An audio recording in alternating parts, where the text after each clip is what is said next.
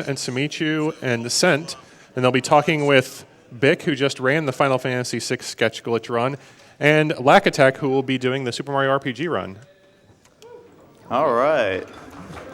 Welcome back to Summer Games Done Quick 2016. I am Darkman, and with me here, I got a bunch of people here. Let's start off with all the way on the right. I have Bick Fung Balls, who just, of course, finished FF6. I have right here Lack Attack 24. He's going to be doing SMRPG very shortly, right after Super Metroid. Of course, as always, I have my good prize friend, Scent. And I have a very special guest in Sumi Chu, who is manager for Games Done Quick. We'll get to her lastly. She has something to talk about. But first, start with you, Bick. Just finished your run. Didn't get the 420, though. Yeah, it's never going to happen, man. It's never going to happen. That's like my 8th time or something. I don't know.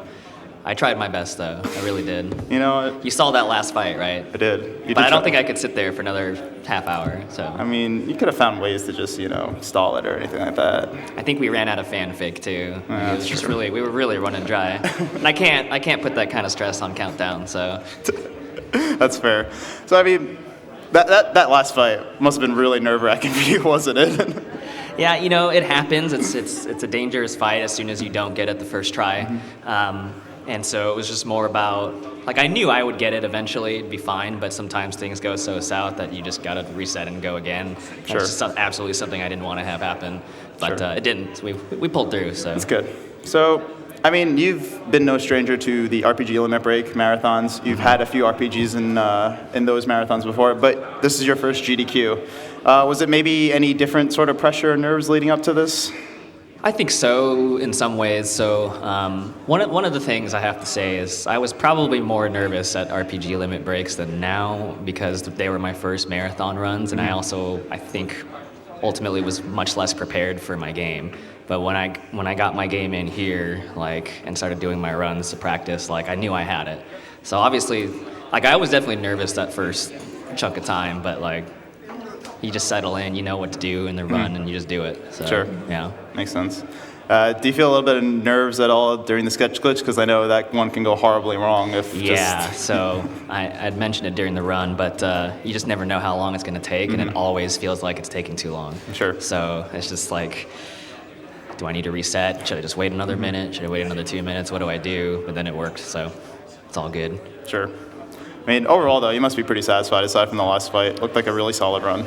Yeah, I had no complaints. It was a fun time. I had a great time with my friends out there, and the run was smooth, so. Cool. I guess final question I ask you. So you are a teacher. I am, yeah. Do you think any of your current or former students are watching right now? I really, really hope not. Really, really hope not. But funny you mentioned that.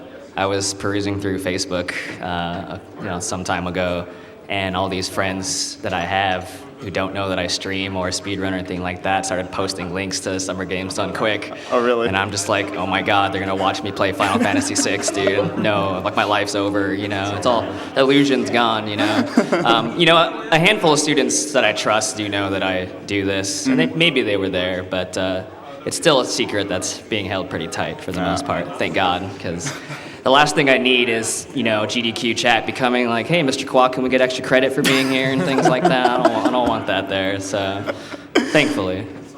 Well, I'm sure the ones that do are pretty proud of you, so thank you very much, Bick. Thank you. And I'm going to switch it over to Lack, who is, of course, going to be running SMRPG in just not too shortly, within an hour, it seems. Yeah, I'm really excited. Awesome. You nervous at all? I mean... A little bit, just kind of the GDQ jitters is the word I was looking for, but... I've done all the stuff in the run hundreds of times. I'll be ready. Sure. I mean, SMRPG, you've obviously, of course, have ran at GDQs before, mainly running Zelda and, of course, Super Mario Brothers. Does it kind of maybe change now that it's like SMRPG, it's a much longer game, there's kind of maybe more to it? Do you feel like any sort of added pressure or maybe different nerves? Yeah, well, it's a little different. Like in Zelda, I mean, you have to just kind of be good at the entire game. You have to be able to adjust. In this run, it's pretty scripted. You might get a couple different spells and different fights where you may have to adjust or use a different item to recover. But this is very straightforward. So a lot of times you get one chance to do something, and that's probably the most nerve-wracking part is just getting it right the first time. but knowing how to recover when you do get off course is another important part of the run. Sure. I mean, one thing that's going to be coming up, which you're going to see throughout the run, is the super jumps, of course. I mean, you do have to do 100 super jumps a few times throughout the run. How do you handle that? Like, how do you handle being able to perform that under, like, forget just doing it, like, you know, you do it, like, in front of your computer when nobody's around you, and that's fine. But now it's just like you have hundreds of people watching just here alone in the crowd. Forget about the stream. Oh, well, thanks for bringing that up, Dark Man. Yeah, so this week has really been about practicing out of my comfort zone. I've done all of my practice and runs inside, except for one, inside the regular practice room. And so having distractions, people walking around, people talking, people asking me questions and me ignoring them has all kind of gone into the practice. And now, like this, I'll actually be back in my comfort zone with headphones on, people, you know, watching and not asking me questions, hopefully. But yeah, if anybody's watched my stream, I have a heart rate monitor. And so I may look like I'm under control, but you know, that heart rate reaches 140 pretty quick when Johnny comes around. Yeah. So it'll be, I mean, my heart will be pounding up there, but hope to get it first try. Sure. What does it mean to you to be on the last day with, you know, I'm sure you have your good friend Mill on commentary, you're going to have Countdown, Yeah. You have so many good SMRPG runners there. What does it mean to you to do this run? I mean, it means a lot to me. I was really nobody in this, as far as like contending for a top time. About 6 months ago, I really wasn't near the top of the leaderboard, and these guys we're just such a close-knit community that it's such an honor to like represent our community at such a, you know, prestigious event, and like, you know, on the final day, like you said, I couldn't be happier. All right, well, Lack, I want to thank you so much for taking time to answer our questions. If you don't mind, have you guys stick around for just a second, because I'm going to get to my good friend, Sent, as always. Sent, welcome back. Darkman, always a pleasure to be here. It's always a pleasure to have you here, and I know you have some really cool prizes to show us. What do we got in store? I do, and while I grab one, I actually have a question to pose to both of you really quickly. You know, I think a lot of people who are kind of new to the speedrunning community tend to gravitate towards shorter games, towards action games. What makes you guys love RPGs as speedruns? I think for me, it mostly just comes down to the idea of speedrunning is you already are trying to speedrun a game you already enjoy a lot and don't mind playing over and over and over and over and over and over again. So one of the main things for me personally was that those Final Fantasies were games I had played a lot, and it just seemed like a natural fit because I don't mind, you know, having to go through them over and over again.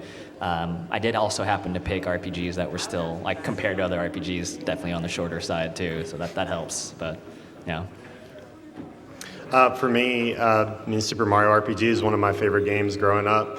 I decided to do a single segment run of it one time. It was about 6 hours. It's still on my channel. It's really bad, but you know, I've actually come to like the game more now that I've played it hundreds of times, and you know, hope to keep pushing that time down even after this. So.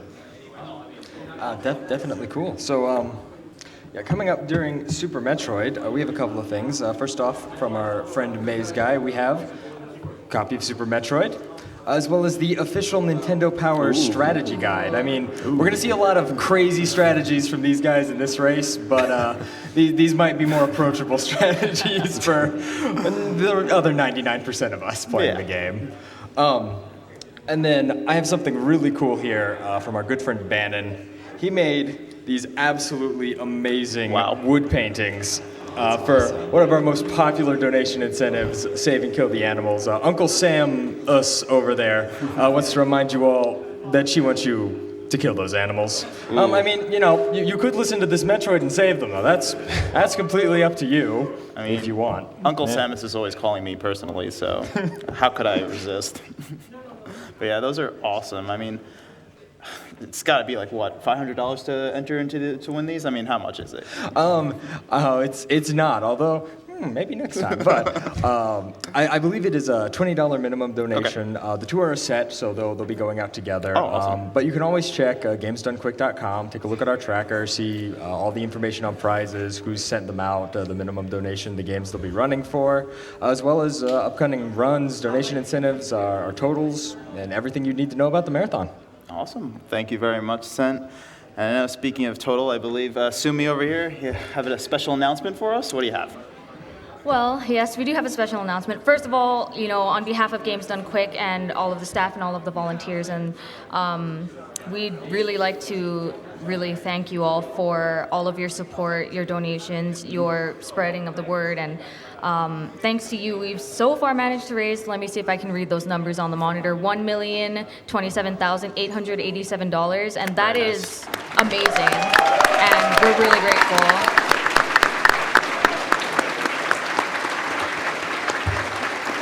That being said, we're always going to, strive for the stars.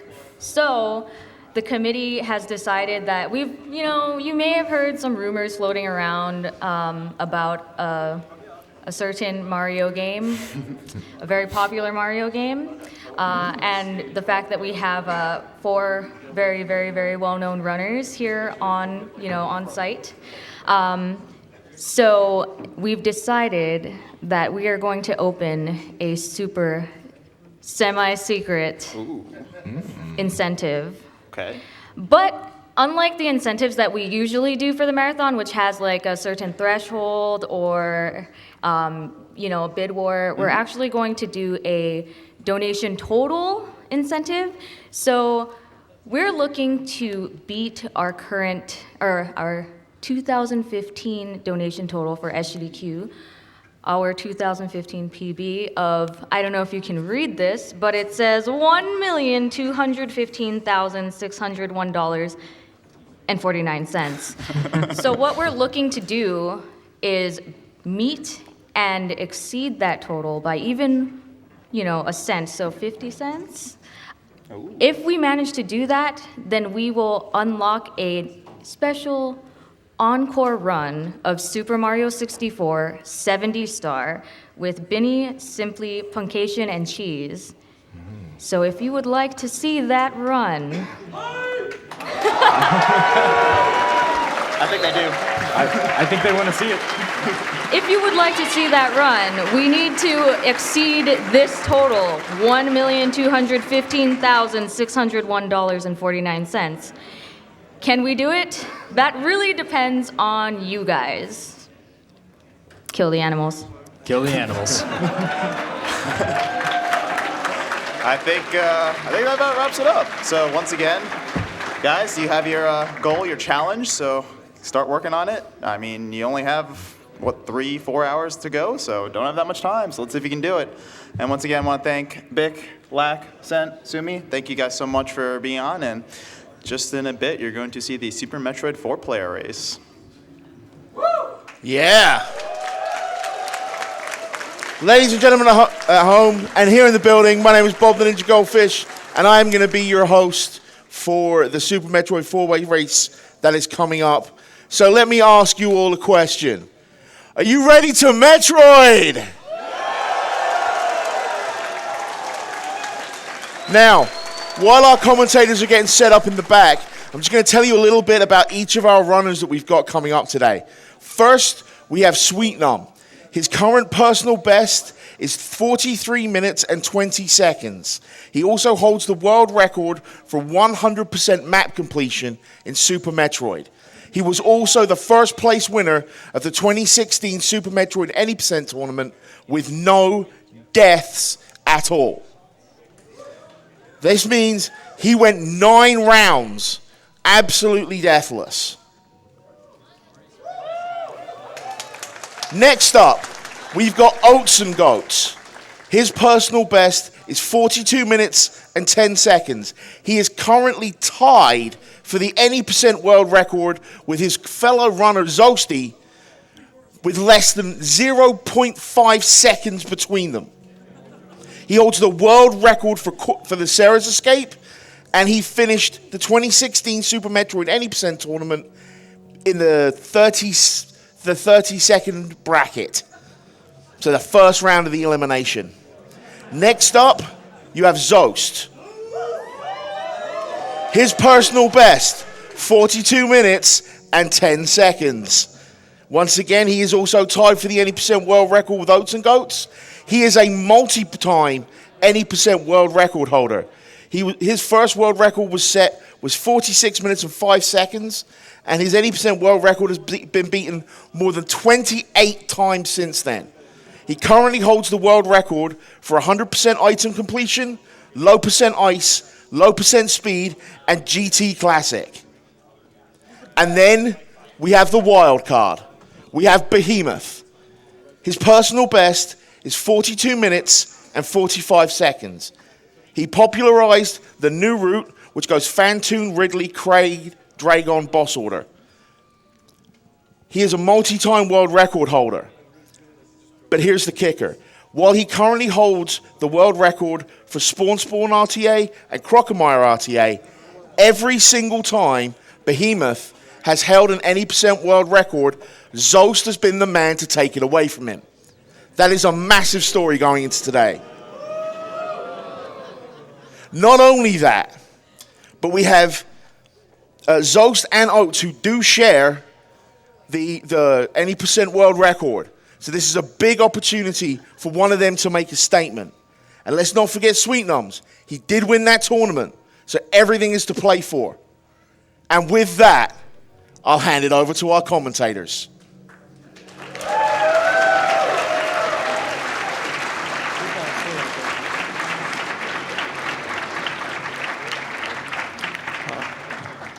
All right, ladies and gentlemen, are we ready for a Super Metroid race? Let's hear it from the audience. Let's get some hype up in here.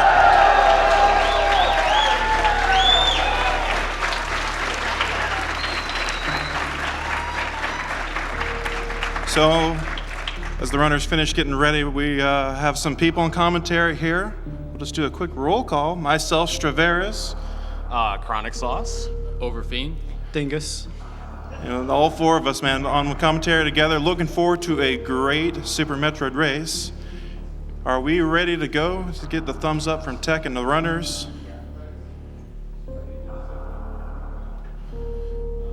The Tech makes the last of the preparations. While they're doing the last of the preparations, do you want me to slip that donation in, Stray?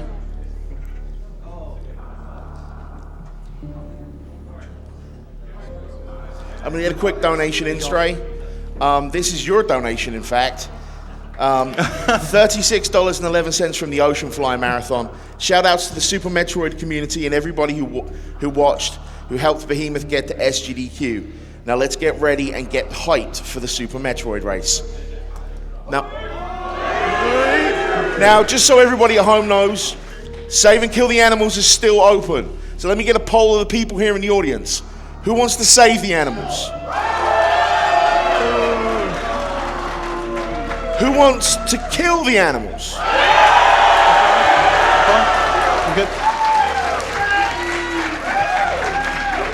Save the animals? Kill the animals? That's more like it. I think it's pretty clear what the crowd wants.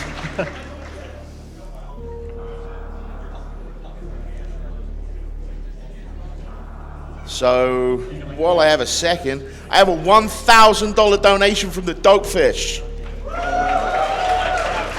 Yeah. Okay. Who says, too many animals, too little time.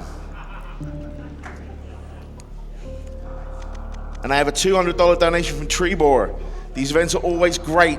They always benefit great charities. I can't think of a better thing to spend my money on. Keep up the good work.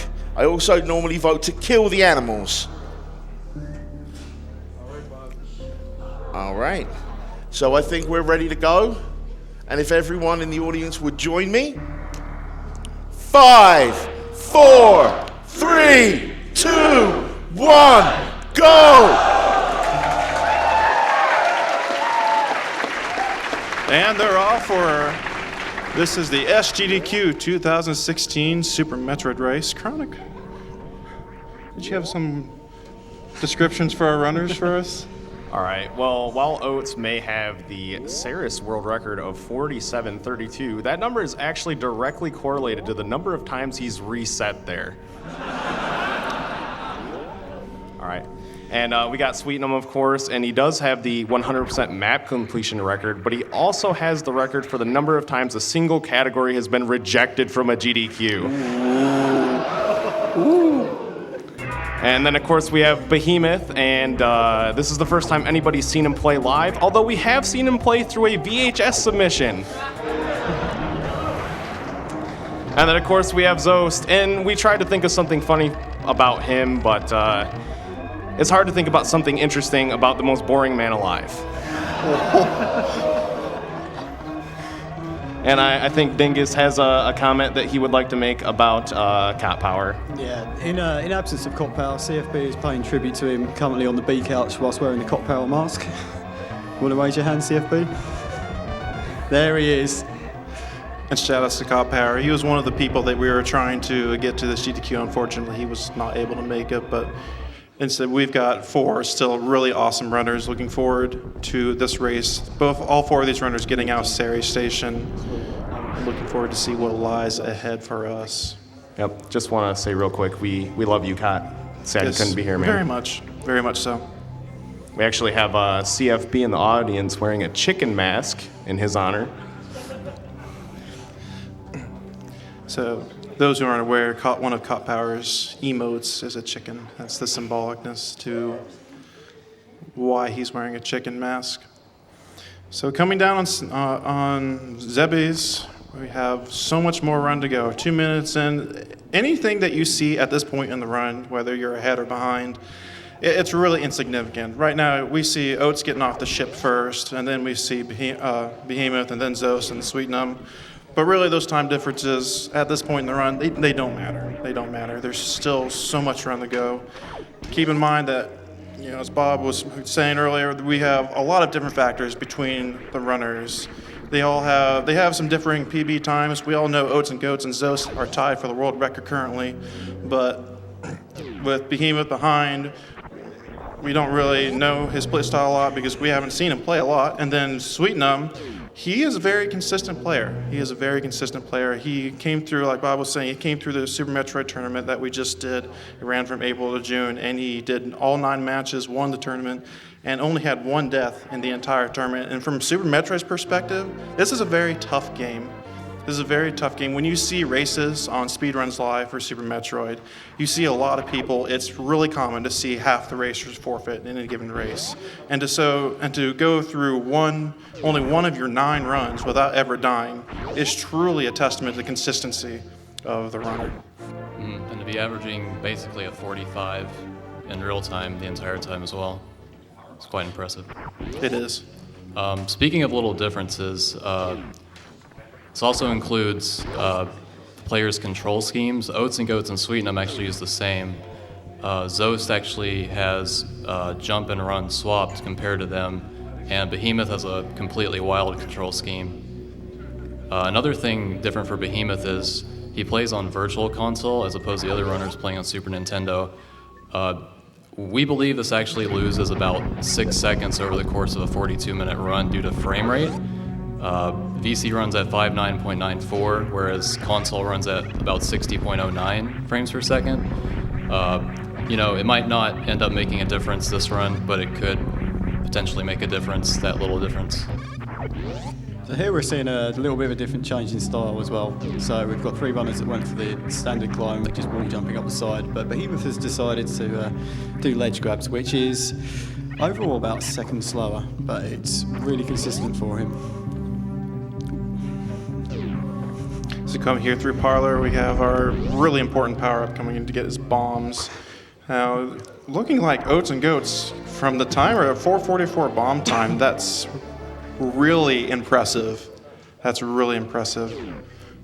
And so it's coming behind him and Behemoth, and then Sweetnumb. Still runners very close together.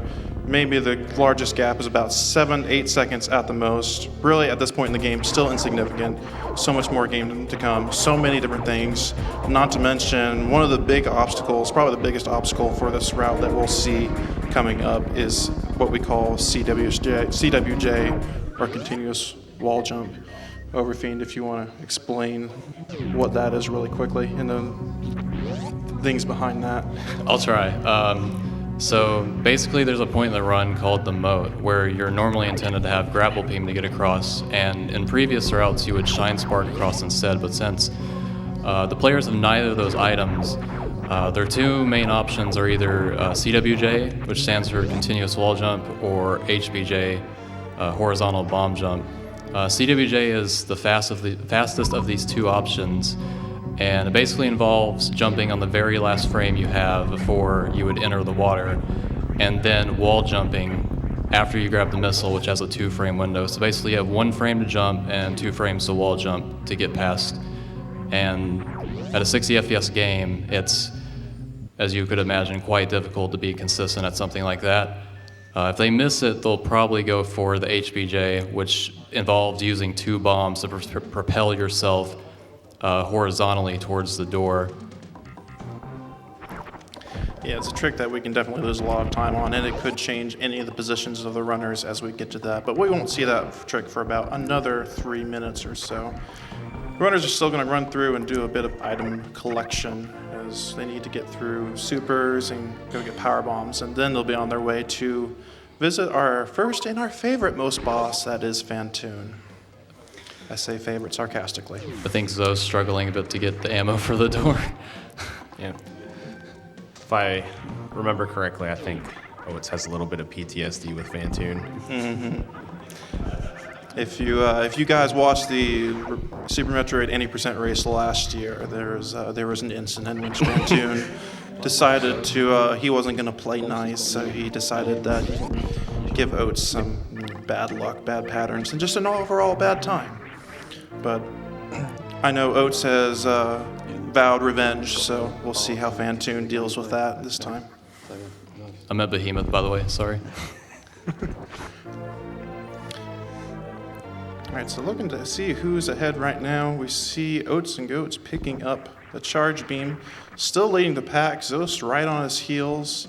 Sweetnumb coming behind. Behemoth still struggling from that missile luck that he had earlier. When you come down the elevator, you really want to get your full missiles so you can open that red door, and unfortunately that did not work out for him, but he is working to catch up. Still really early in the run, still so many things to happen. Keep in mind that during this race, dying is a real possibility. There are no saves. You will not see any runners using any of the save stations, so if a runner dies, that's going to be it. This is something that is, as a runner of Super Metroid, you've come to learn, you've come to accept. It's a reality of the game, and so we just hope that that doesn't happen, because it's still not a fun thing to die, and then whether it's a regular run or a marathon run. Yeah, there's a reason why in SRL weekly races the forfeit rate is about 50%. Yep. Exactly. Yeah, there's never a clear leader in the race until well after CWJ and Phantoon are both done. Right. There's still so much. And Phantoon by himself, as these runners coming into Phantoon here, as they're working their way up there, they still have to cross the moat first, so we'll see what we get there as we get there. But Phantoon has a number of patterns that he'll throw at you. So the patterns come at the speed of what we call slow, middle, or fast. And the time difference from when Phantoon starts moving to when he opens his eyes is 1, 6, and 11 seconds respectively. So if you compare 2-round Phantoon, fast, fast, to slow, slow, that's 20 seconds difference, and that's a massive difference. It can really change the who's in first and who's in second, who's in last in the race really quickly. So here we go, Oats and Goats going for the CWJ. He's in position. And he gets it. Yeah, he's got it. First try. Oh, So it's going for backup CWJ.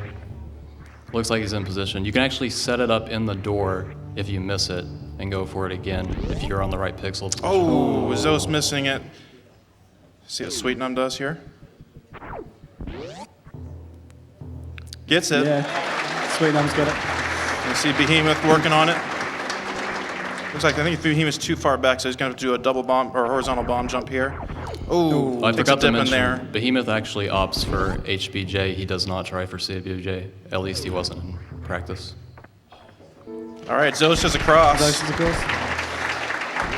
Oats is just about to enter Fantoon, the unfriendly ghost, so we'll see what type of luck we're going to get here.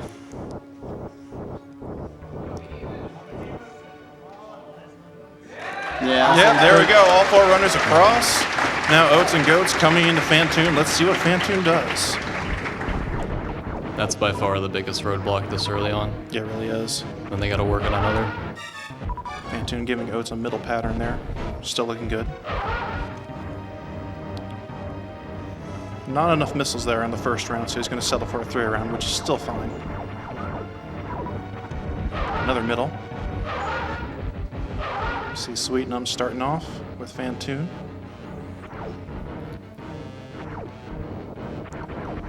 Fantoon disappearing from sweetnumb. Sometimes he disappears really quickly and it's hard to get him.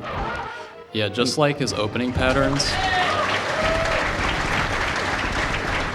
he can actually also close his eye at a fast, medium, or slow speed when he opens, and he can reappear again at a fast, medium, or slow speed.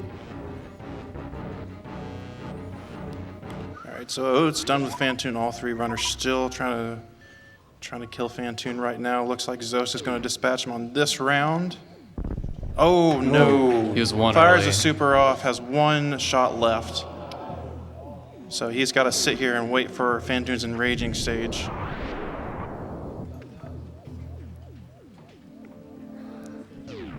Meanwhile, Oats and Goats is on his way back through the ship to pick up some more supers and gravity suit. Zoast unfortunately being punished with presumably a slow pattern for doing that missile, the super early. Sweetnumb dispatching Fantoon second. Zoast right behind him in 3rd place.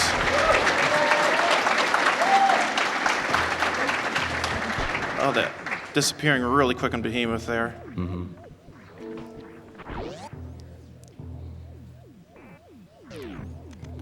All right, taking the safety.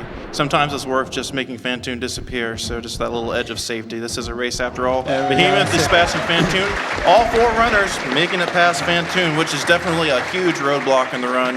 I know it's already past the attic. So to explain what happened on Zoast's side, you want to finish Fantoon off with a super after your 19 missiles, because the super actually deals 600 damage as opposed to the normal 300 to Fantoon, as well as some other enemies later on. But if you hit him with it and it doesn't result in his death, he will go into an enraged phase, as you saw, which wastes about 18 seconds.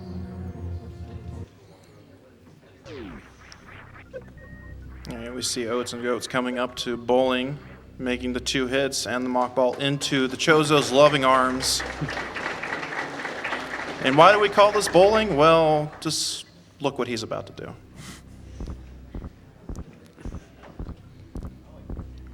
I'm going to get the strike.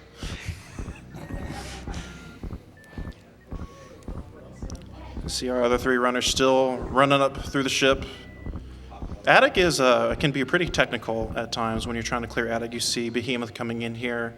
You have to do a little bit of damage to that atomic so that the power bomb will finish it off. But it's really easy to mess up attic, but if you get hit by anything, that's also a huge detriment to your health. But Behemoth gets through that pretty much textbook. Yeah, you need at least 121 to make it across the bowling spike, since they deal 60, and you're going to take at least 2 hits getting across.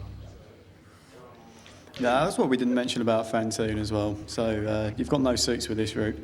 Everything just deals a ton of damage, and his flames deal 40 instead of 20 if you were there with Aria. So it's good to get quite a heavy RNG part of the game out of the way, and a part where you can die very easily. Every runner making it through the wreck ship would be like a huge relief, which is great to see right here. So, yeah, after you pick up Gravity Suit, there's about 7 minutes of just sort of item collecting downtime where it's all about movement, and death is a very low risk. Exactly. As you come down back into Red Tower, which is where you see Oats and Goats heading through now, as long as you have 50 health or so, even maybe a little more than that, you're not worried about dying at all.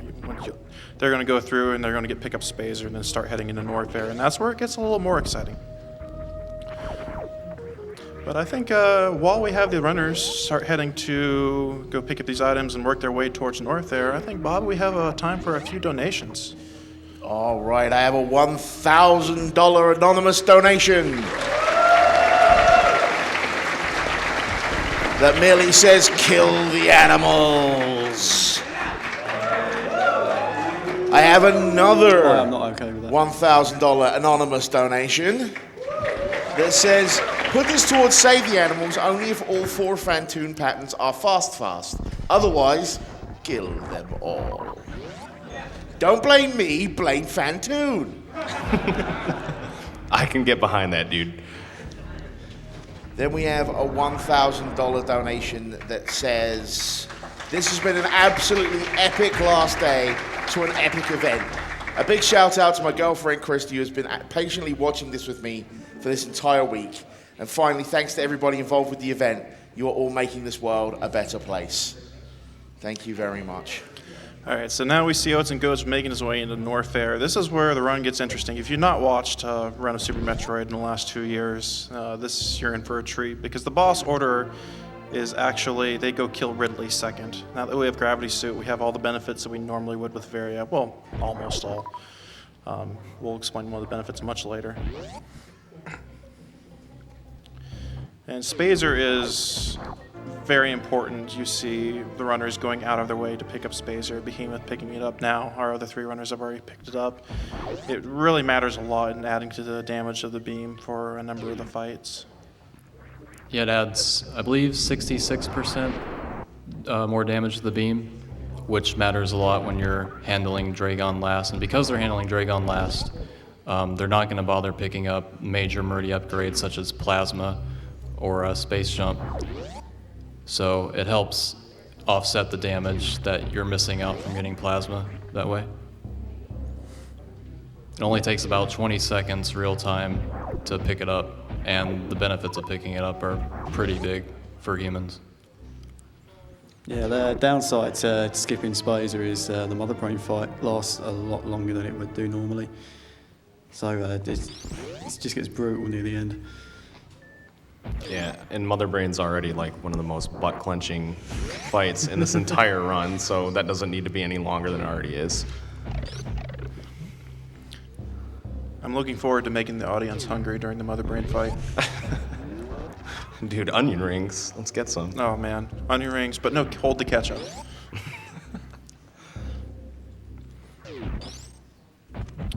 All right, so Oats is working through, getting into the area that we call the Citadel, I believe, if I'm correct. Cathedral. Cathedral, not Citadel. Close enough.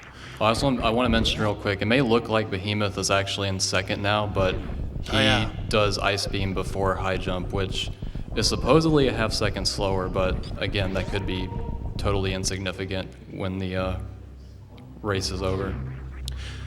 Right, when you see, that's the thing I like about this game. When you look at the different runners, all the runners have their own unique play styles.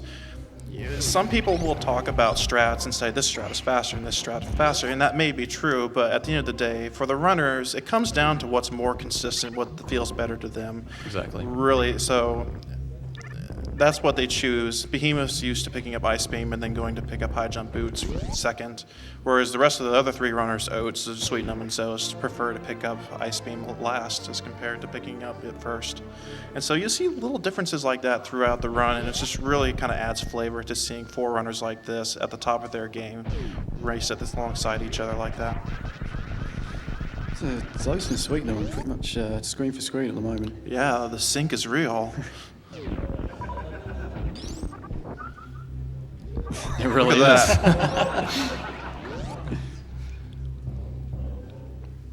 Still close together. Little high five there from Oaks coming out the other door.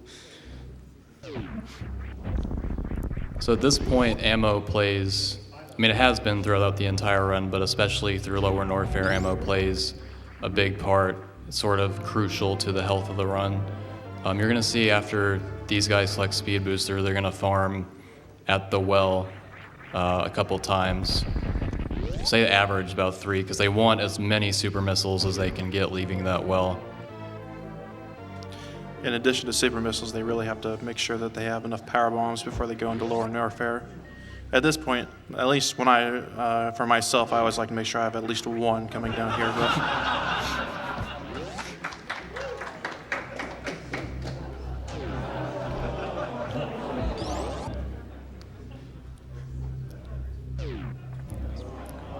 So a little strat deviation there.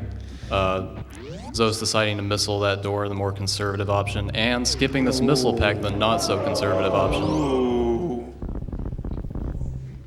All right, so we have Lava Spark coming up by Oats and Goats here. So if we could remain quiet while he tries to do that, because it is a important trick.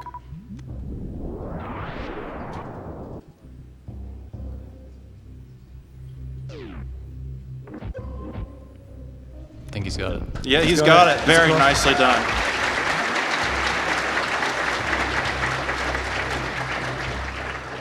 We'll see sweetnumb and Zoast coming up shortly here, but there's a lot of things that can go wrong with the Lava Spark, and it usually involves you losing a ton of health, which is not good, especially as you head into the most deadly part of the game.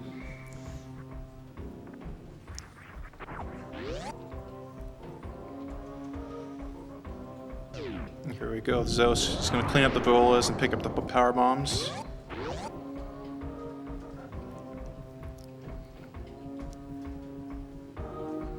Ooh. So sparking early, unfortunately, but he does have a good backup.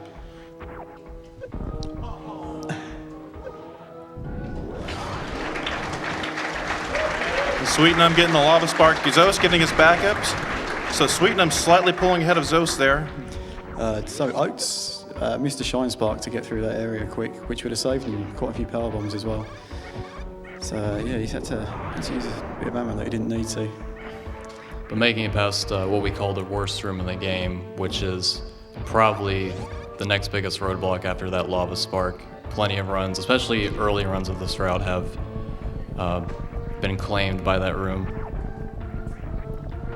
Oh, Behemoth a little far too right on the lava spark there. Makes it up though, both the backup, no problem. All four runners getting into lower North Bear. Oh, Sweetnumb also missing fast pillars.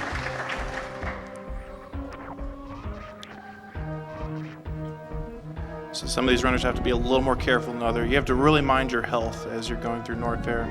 You see Oats and Goats and Sweetnumb both sitting with really decent health. Sweetnumb resetting the room, the worst room in the game. A second time. It really is living up to its name today. Yeah, if that room goes badly, it can go really badly really quickly. Behemoth going for the pillar spark. Ooh.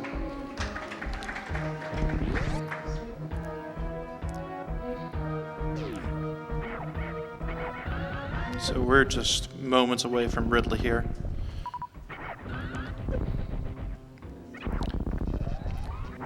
You see those space pirates are killed in a very interesting way. Right, just like the key hunter room that Sweetnumb is in right now, he's killing those key hunters to not only collect their drops, but it reduces lag on these power bombs later, and it saves, I think, about 1.5 seconds in that room. And against the Seal Pirates, they are also dispatched by the Shine Spark. It's specifically their echoes that kill these enemies. They deal a tremendous amount of damage to those affected. Oats and Goats beginning his Ridley fight. It will take, you see Oats and Goats doing what we call a special beam attack, pulling off 3 X Factors on Ridley, dealing 1,200 damage on each hit. So that's definitely a good start to the fight. Charged Ice Wave and Spazer also deals 300, so basically doing 1 X Factor saves about 3 seconds, then it's about another second save for each additional one on top of that. So he's saving about 5 seconds by doing 3 of them like he did there, over just shooting normally with the beam to start the fight. Right, and that's how optimized this game is. It's just little things here and there that save you just the smallest amount of time, and that's like how long people have to grind this game to get such a good attempt out too. Definitely. You see as Zoast fighting Ridley now also has a triple X Factor opening. Seems to be going well for him. Oats and Goats finishing off Ridley. He's very red, very close to death. And Sweetnumb starting to fight as well. Behemoth had to pick up the power bombs of shame, as we call them. Looks like he miscounted when he got into the ring. And Oats and Goats killing Ridley.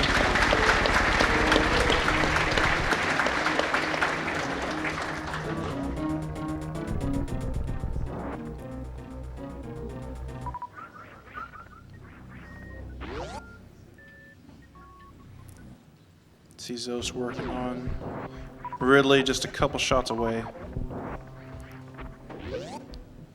Very nice pickup from Zoast.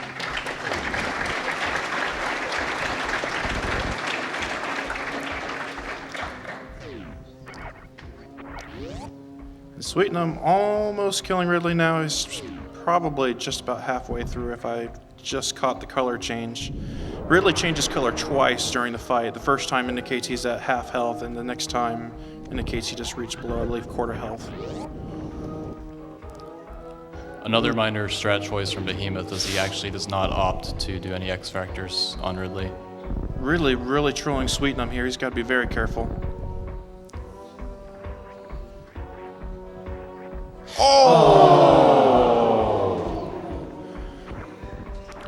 And ladies and gentlemen, that is Super Metroid. Ridley unfortunately hitting sweetnumb with the tip of his tail as he's coming down to pick him up. Ridley was dead, but that's just unfortunately heartbreaking how that worked out. Everyone gives sweetnumb a round of applause.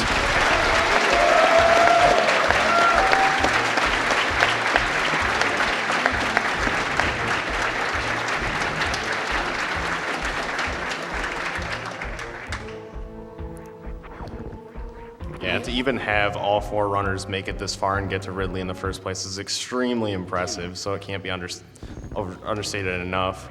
Exactly. Now we watch Behemoth finishing up. Oatsngoats gets through, by the way. Lower Norfair escaped just fine with a very ample amount of health. You see Zoast coming into the last room of the escape here for the 3 Musketeers, as we call them. And gets through just fine. So Behemoth finishing off Ridley. Looks very red. Fire some supers in. Now you see Oatsngoats is going to be working his way to Kraid next. Now, there we go. Nice Behemoth grab, killed Ridley. Nice grab.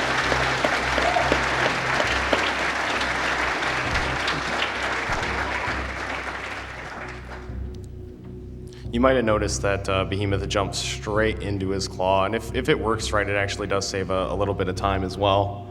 And potentially health, because as you saw in Sweetnumb's end, Ridley can put his tail right underneath his claws and deal more damage to you. And not only for survival, but these racers are intending to skip Ridley's energy tank as a minor time save, which makes Lower Norfair escape even riskier and even more impressive that 2 have survived it already. Yes. And as part of surviving the escape, we have Behemoth farming one of the Steel Pirates to give him some more health, as well as some supers. They usually drop about an equivalent amount of each on average. The Lower Norfair escape is really also just an equally perilous part of the run. Just surviving Ridley isn't enough, because when you're doing a 2-tank escape, and by 2-tank I mean he has 2 energy tanks, it was a change that was made to the route not, I don't know, maybe a year ago. All right, Oatsngoats getting a quick kill on Kraid, picking up Various suit. Yeah, you see him shaking his head there. He accidentally fired a super missile a little early there and got a little bit scared. The runners pick up Various suit because when Mother Brain does her rainbow beam at the end, believe it or not, Various suit plays a factor in that. Because the Mother Brain's rainbow beam will do 600 while material. Zoasty getting a quick kill. As compared to the original 300 damage.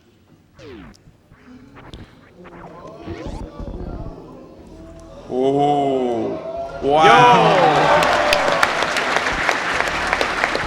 Behemoth makes it out of Lower Norfair. 1 hit was certainly death. Sitting at 19 health is... Whew.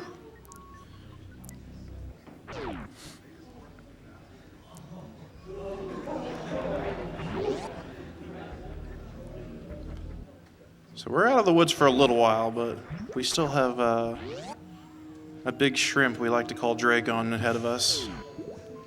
You might call her a shrimp. I have other words I like to use. Thankfully, that key hunter moved out of the way. Behemoth didn't get to mention, but when they're escaping Lower Norfair, they'd sort of do these little things to manipulate the positions of the key hunters to keep them out of their way, such as bombing those destructible blocks instead of using a power bomb, and even the jump height they use on the way to the three musketeers, as we call them, the last three key hunters before the escape. As you saw the last one move out of the way, presumably Behemoth jumped at a height that would cause that to happen.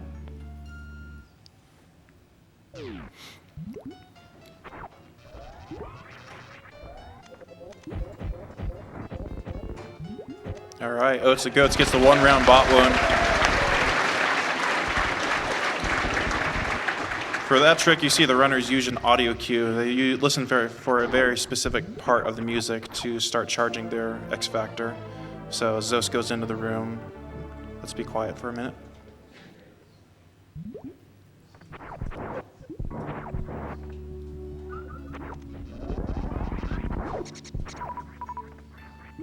All right, 1 round as well.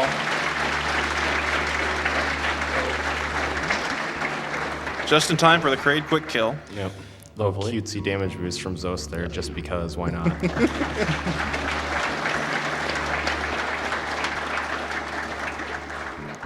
Oak sort of ran straight into the wall. He was going to try and do a shine spark in this room. He's called the full half. He saves a fair amount of time. However, he didn't quite get it, so or he didn't get it at all. Yeah, if Zoats gets this will catch him up to Oats pretty well. And he gets it. There we go, it's a full half.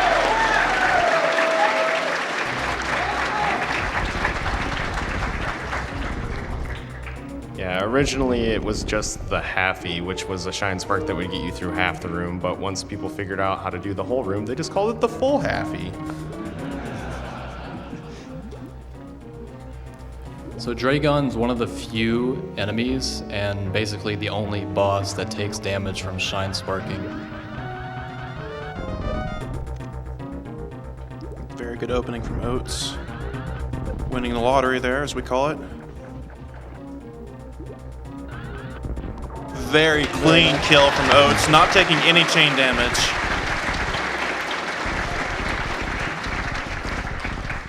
Yeah, that's a really important point to make as well, is like when you kill Dragon with a shine spark, you can actually get stuck inside of the hitbox and take damage repeatedly. Dragon's not playing nice with Zoast. Like I said, other words.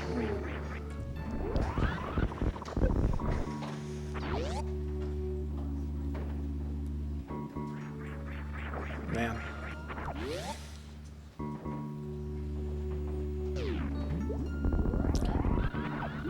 Dragon's one of those bosses that it can get really, really sticky.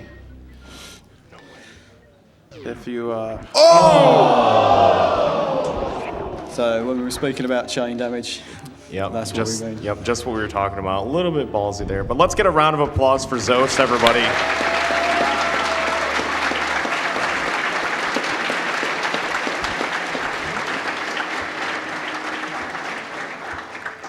So far, Super Metroid is living up to that 50% forfeit rate. It's a brutal game, man. Surprised he went for it, but perhaps he thought that in order to keep pace with Oats, he needed to have Dragon die immediately at that point.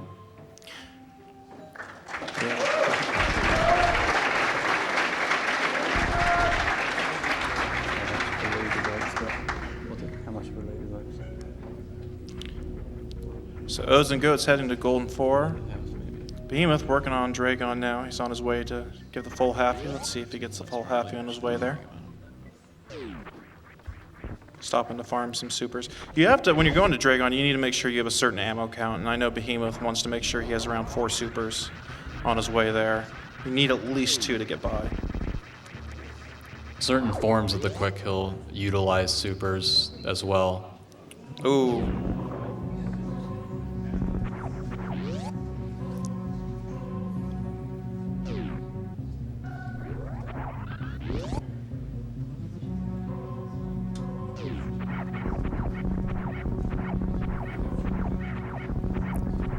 Oatsngoats working towards the Golden 4 here.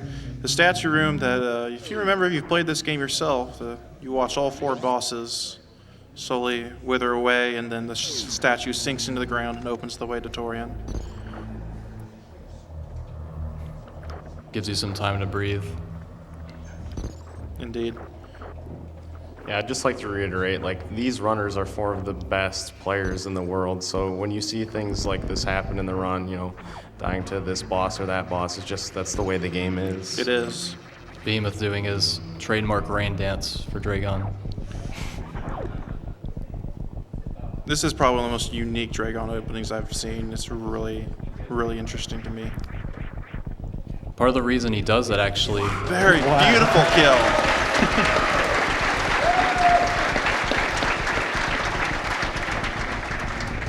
Part of the reason he does that, besides looking quite awesome, is because the second Shine Spark he does, which is the first hit Dragon, has 31 frames less of crash animation, which lets him fall back down on the ground and do other stuff sooner. Charge a spark, hit him with supers if he wants.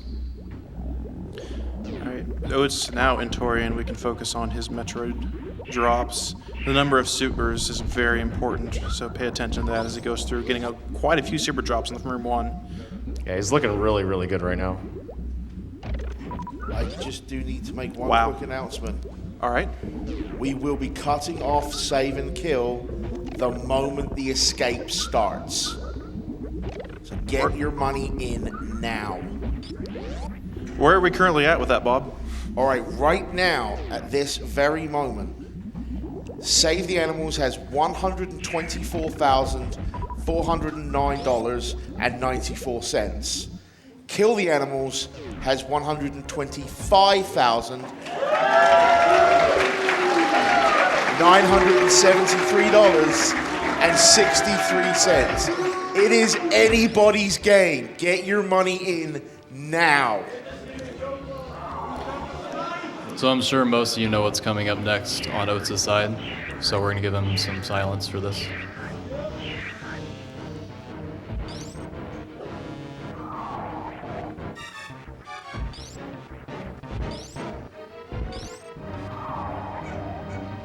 Very beautifully done by Oats and Goats.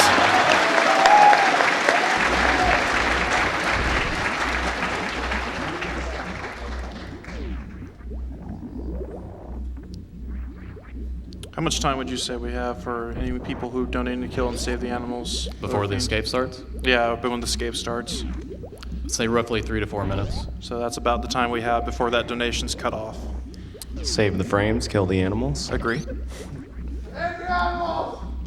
Boom.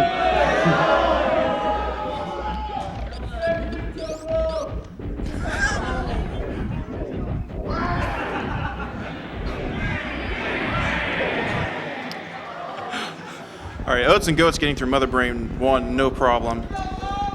Behemoth just about to get to the yellow guy.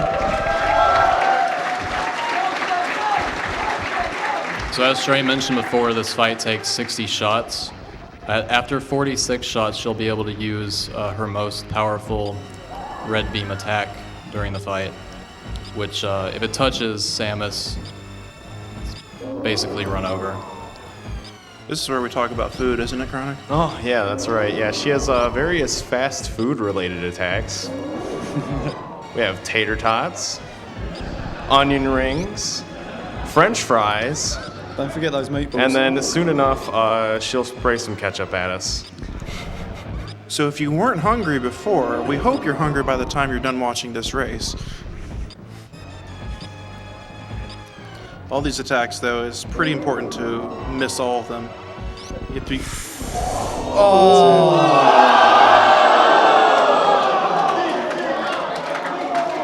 Yeah.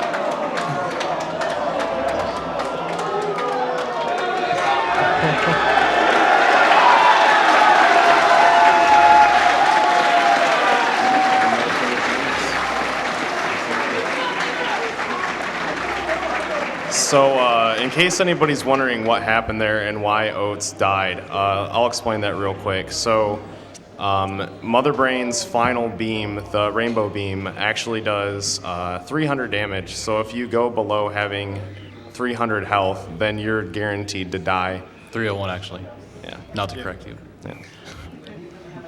So everyone, give Oats and Goats a round of applause.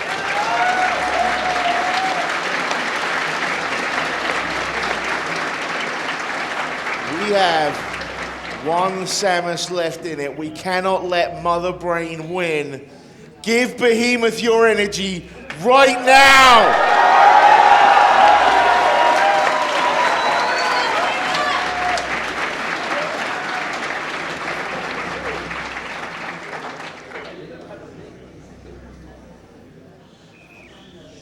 Yeah, we have another baby skip attempt coming up here, so let's try and keep it a little quiet for him.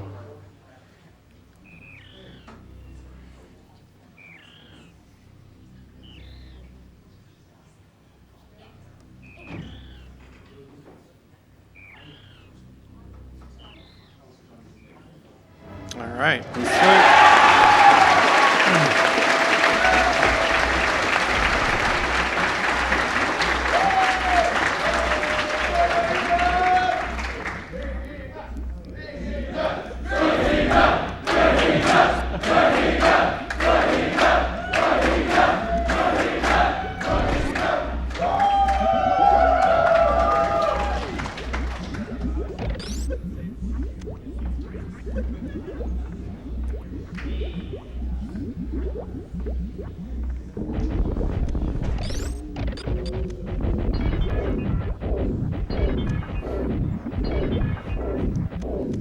All right. On to Mother Brain 2.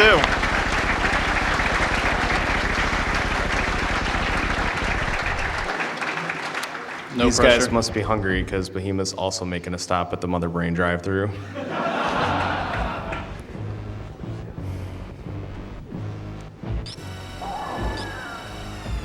And for reference, it is 60 shots.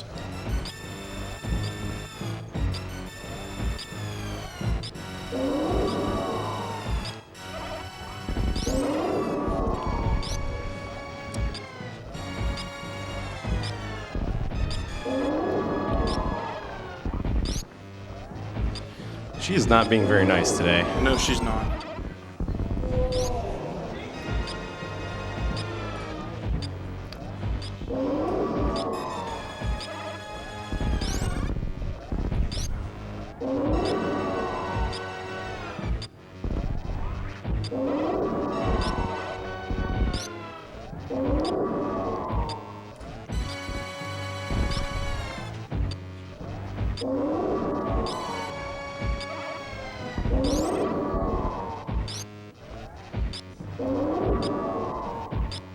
Here comes red.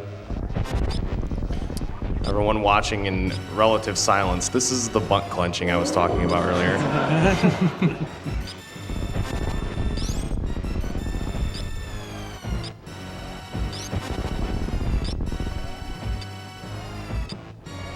Congratulations. All right.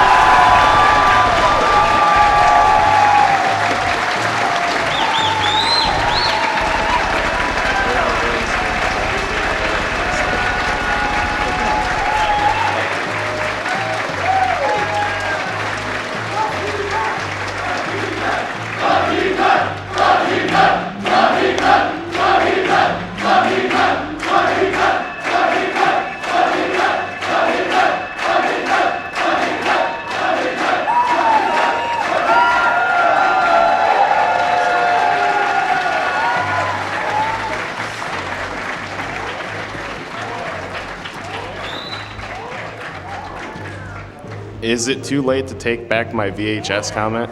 I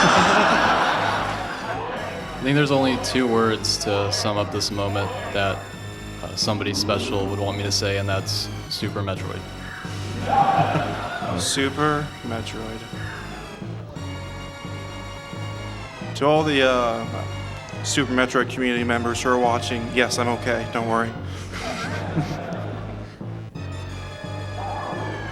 I'm not sure if I am yet. Hasn't sunk in yet.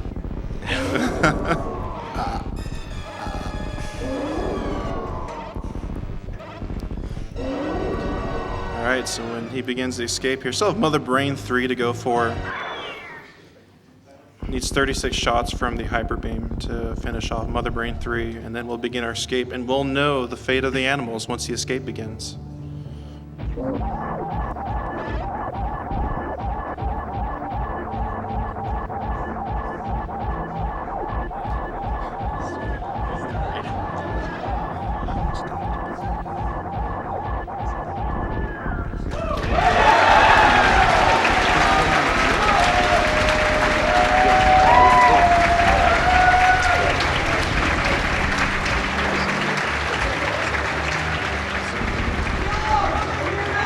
located. Let's find out what it is. Kill or save. All right, Bob, where are we at? Oh. They're getting the fingers and counting up. Ladies and gentlemen, we will be killing the animals.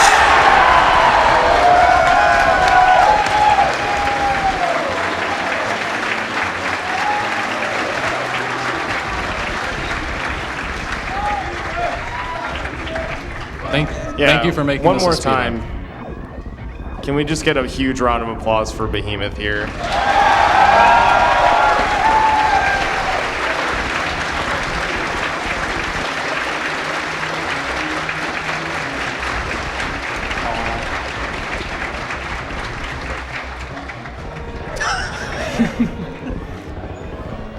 The patented Behemoth Spark. We call that the Behemoth Spark because he really made it popular.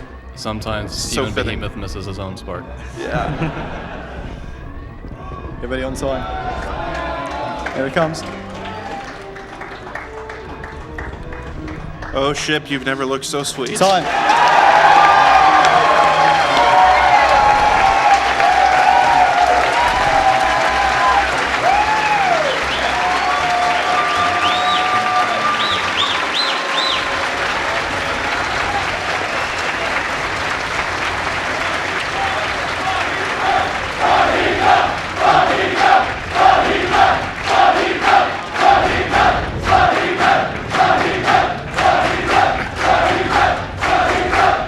Ladies and gentlemen, before I give Behemoth his final time, allow me to say that between kill and save the animals, we made $261,320.79 just on kill and save the animals. That's absolutely astounding. That's ridiculous. Now, Behemoth, your final time was 46 minutes, 45 seconds. Real quick, can we just get another round of applause for all of the runners?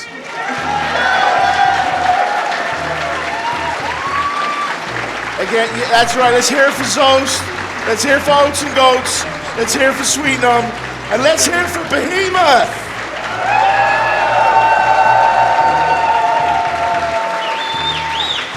Now remember, even though Save and Kill the Animals is done, we do have that final encore game that everyone could donate towards. We just have to beat our total from last year. And we are painfully close. We can taste it. So keep those donations rolling in.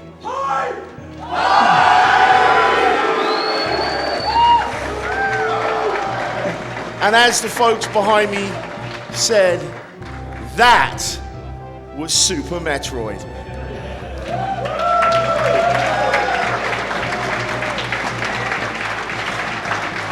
We're not done yet. It's still.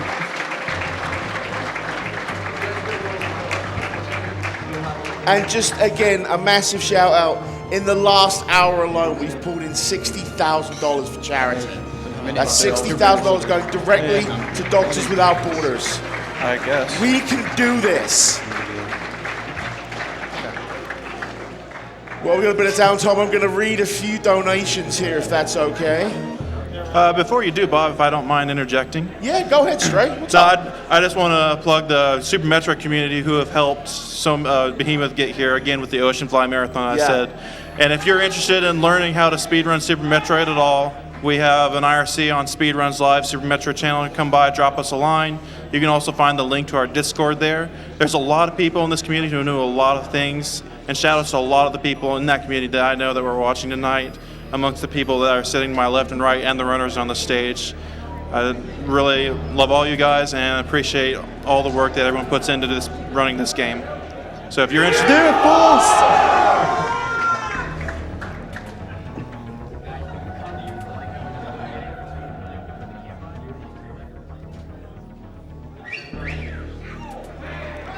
Sounds good.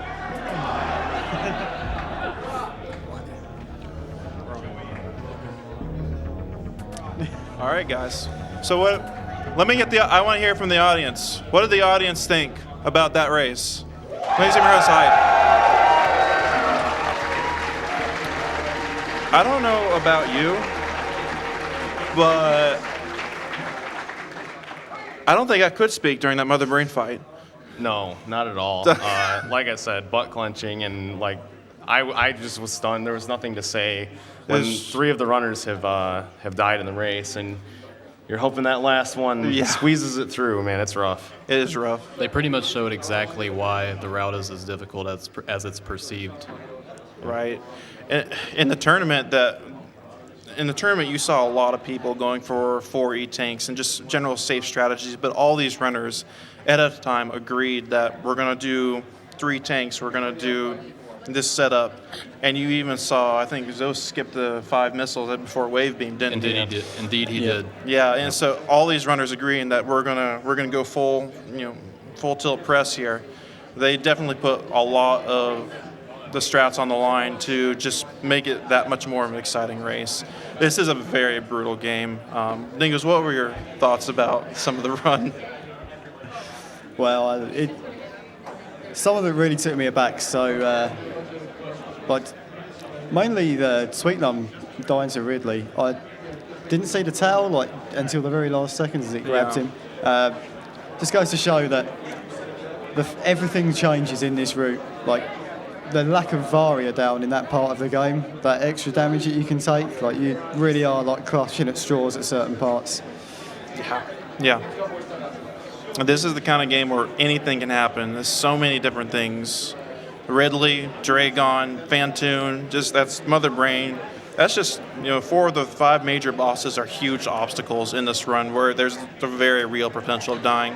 And we saw some of that tonight. That is just the nature of Super Metroid. Right, yeah. The big surprising thing was just not seeing anybody die to Fantoon at all, to be quite honest. That was very surprising. Fantoon, I think in all of our races, every race except the SGDQ 2014 race Fantoon has claimed a runner. Because he claimed a runner last year, and then he claimed a runner during the 100% race, SGDQ 2015. Yeah. So Fantoon's the common culprit, so. If you would have told me that the final results of this race would be 3 people dying, a 46 winning, I would have said it's a possibility, but I would not have believed that at all. No, I wouldn't have either. Just Super Metroid, that's all I've got to say to that. Yep, agreed. Super Metroid.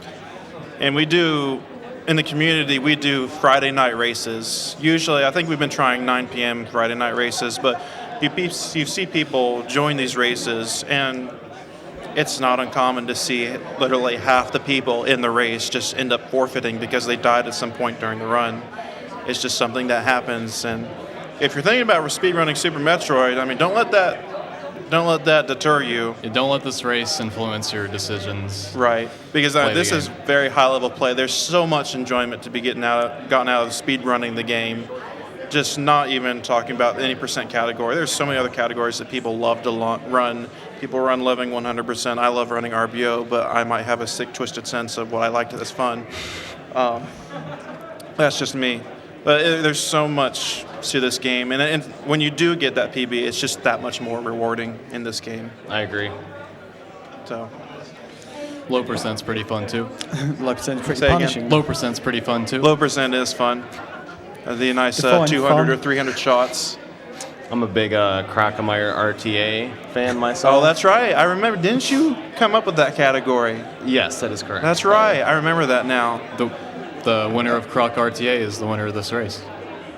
That what do you know? True. And so Behemoth was the one that recently set the new record for that category too. And actually haven't gotten around to watching that, but he also set the record at Sporespawn RTA. Mm-hmm. Okay. And it's a very impressive run. I watched that too. But again, we thanks everyone for watching this Super Metroid race. We hope it's been entertaining. And now we're going to hand it back to GDQ for our next race, getting hyped, getting ready for Super Mario RPG. Snickdoodle will turn on his RDC. This will be a good one. Thank you, guys. Thanks a lot, Stray. And thanks a lot to all the commentators for Super Metroid back there. You guys killed it on that run. Thank you so much. we are going to take, well, I'm fairly sure everyone in the state of like Minneapolis at this point needs a break. So let's throw the Twitch break.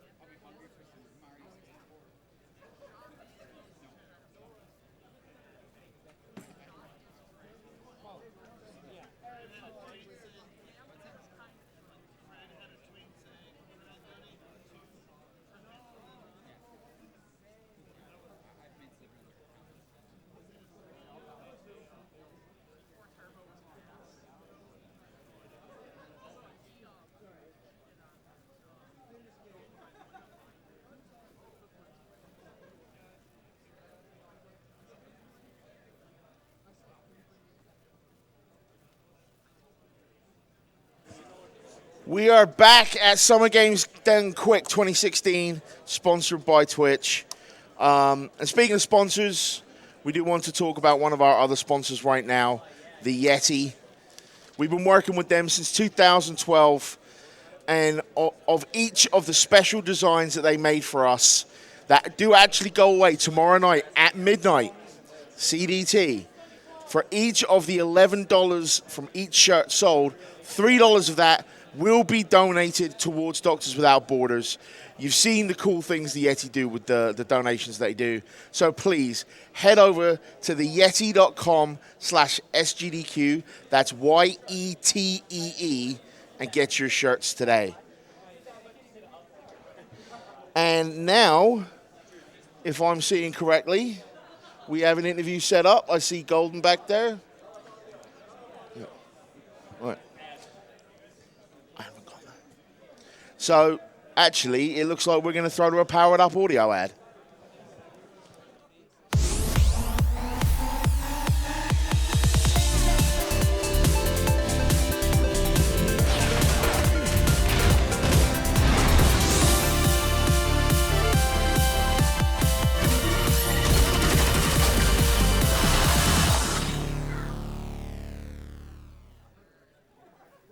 All right, I think now it's time for the interview with Darkman and the winner of our Super Metroid race, Behemoth. Take it away, guys. Welcome back to Summer Games Done Quick 2016. I don't know what this is. This is like a prop or something. Don't worry about him. But yeah, with me here is, of course, the winner, Behemoth. Congratulations. Thank you. Thank you very much. How does it feel? I have no words. The race was completely unexpected. Yeah. I didn't think it would end like that at all. Oats was way ahead. Yeah. And Zoast and Sweet were some way behind. I completely wrecked the run. Yeah. But somehow, just kept it together. I mean, what are your thoughts? So you're definitely in last place at some point in the run, right? Yeah. And I mean, what's going through your mind? Is it just, well, I'm just going to try to finish the run, or I'm just going to try the best I can? I mean, after Sweet died, it made me think, well, at least I can get third. Right. Yeah, right. But then everyone else started popping off. Yeah. So it's like, oh my God, someone's got to actually try and finish the race. I mean, does that kind of give you the added pressure now? It's like, well, if I don't finish, crap, nobody's going to. In a way. I mean, Mother Brain's not too bad if you really just sort of relax, but it's tough, man. It really is. I don't know how. I think Mother Brain just took it easy on me. I don't know what's wrong with him. But anyway, I mean, so you won it. I mean, you came all the way here and you won it. Does that kind of, I guess, is it a relief, or is it just more like, wow, what is it, surprise, relief? I didn't expect to win because I knew Zoast and Oats are they're a level above me, without any question. But I didn't think 3 people would die, so. Sure. So, if you're going to win, that's the only way I'm going to win. Well, I guess that'll do it. I'm going to let you celebrate, so just kind of keep it real short. Thank you very much. Again, congratulations. A very well-earned victory, I would say. Cheers. Thanks a lot. All right, so you go ahead. Go back to what you're doing. Thank you very much, Behemoth, for joining us. Thank you very much. And in just a second, after, we fix something, I don't know. Oh, hey, you all right? Okay. Hey, all right. So whoever this guy is, and Behemoth, of course, they're going to step up now, and I'm going to have join me a very special interview. So just give us 1 second while we get prepared. So Behemoth, and whoever you are, you guys can go ahead and stand up now. Thank you very much. In just a second, we're going to have our next guest, a very special guest, great friends of ours. Go ahead. So Kevin, we're going to you want have a bunch of some folks that have been helping us out a lot this last week. The guys from Powered Up Audio and Scent, I guess. So take it away, folks. We're not live yet. The mics. We're not live yet. The mic. Are we live now? Sounds like we are. Are we live? We're not live yet. Pardon the kind of crazy switching, but I have a very special guest with me. And of course, as always, we have Scent, our good friend and prize guru. Darkman, thanks for having me here. But with me here, these are the guys that have been making sure the audio for this event has been nice and smooth. They have been working nonstop, the four of them, throughout 24/7 throughout the course of this marathon, making sure nothing crazy goes with the audio. So guys, let's give it up for the Power Up Audio guys. Big round of applause.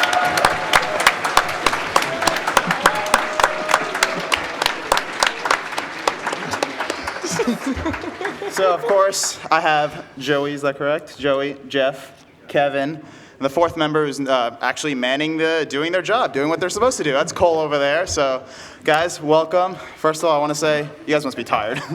Very tired. Super tired. You can't even say words, you know? You're just so tired. But, I mean, tell me, guys, a little bit about yourselves. I mean, you, of course, have been doing just nonstop, just providing audio, making sure it's all running smooth for this event. Like, could you maybe give us a brief overview of what it is you guys do for this event in particular? Oh, for this event? Yes. Okay, so for this event, we were back there. We got a whole lot of mixes going out, making sure that everyone is hearing what they need to. So that includes everyone on Twitch, of course. That includes the host, all the runners. Sometimes runners and commentators are different. Sometimes, I mean, obviously the host, the house here as well is really important. So everything kind of needs its own special touch, and we're asking every runner, hey, do you mind hearing yourself in your ears, that kind of thing.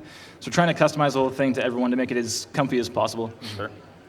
Now, I understand this is actually the only live event you do for Power Up, is that correct? Yeah, we mostly create games. We do sound effects and we do music producing and voiceover direction for video games themselves. Okay. So, I mean, this obviously being the second event you've done with us, I mean, what are, I guess, the challenges that are completely different than what you normally do? I think it's mostly just having to go 24/7. There's no downtime. It's like we have to fix things on the fly, and we don't want to interrupt the flow. And it's difficult to find the solution. And but we somehow manage. And there's mistakes along the way, but we do our best. Yeah. I mean, would you say, I guess it's far more challenging than some of the other stuff you've done, or? Well, it's a different kind of challenge. I mean, we weren't at SGDQ because we were shipping Darkest Dungeon. And I mean, shipping a game is the hardest thing in the world. Sure. I mean, we didn't sleep. That's also kind of 24/7 in its own right, you know? That makes sense. But we don't have 100,000 people telling us we're doing our job wrong if we don't, Yeah. if we don't do it quite right at that moment. That comes after shipping. Well, yeah, I mean, I could totally understand that for sure. I guess, final thoughts. How's this event in particular been for you guys? I mean, what do you have to say after this event is finally almost over? Maybe you can get some sleep. Oh yeah, it's been totally inspiring to go to these events. This is what we want to support as a company. There's not a ton of events that sort of marry the video game world with charity work, right? So we're more than happy to contribute our small part to making this happen. Yeah, I want to say a huge thanks as well to everyone sending us feedback at home. I mean, that's negative and positive. Thankfully, it was less negative than last year, so we're learning. Thank you.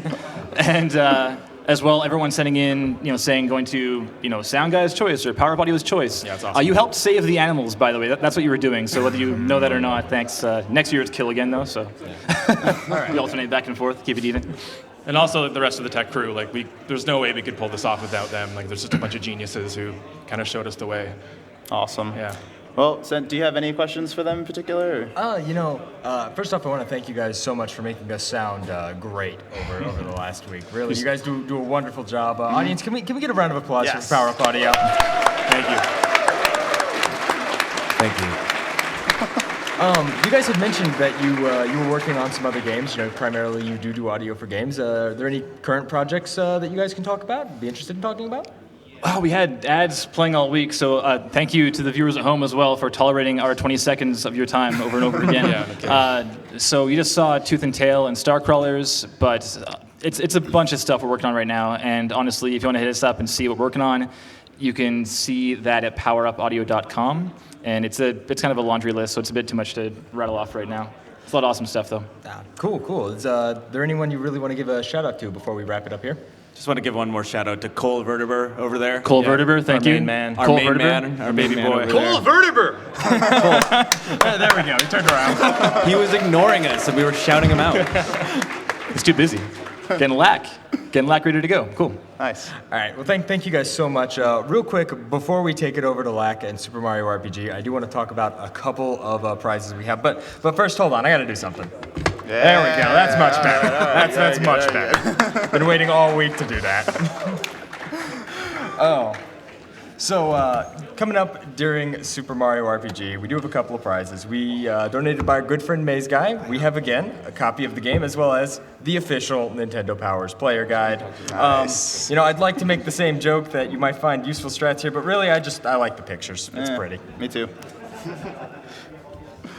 We have some really awesome prints that come with keychains and buttons here. I have Smithy and Exor, decided to show off the nice-looking villains. Nice. Yeah, I mean... I'll see you. Well, I have to get that later. And last off, taking position center stage, we have a lovely Malo plushie and a Geno plushie that are donated to us by a good friend and constant contributor to the stream, Eyes. Eyes, thank you so much. They're lovely.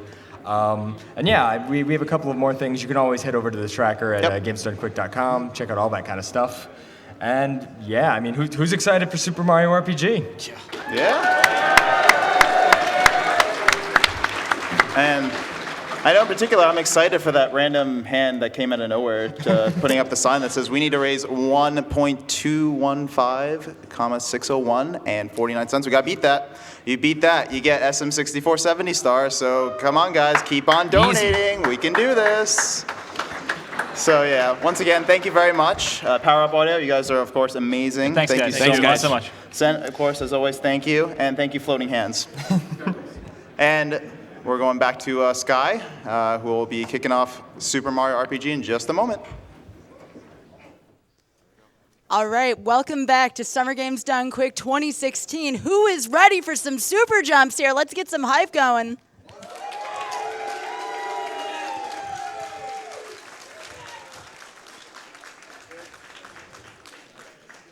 Before we do that, let's dive into a few donations that will wish truly lack good luck on this run.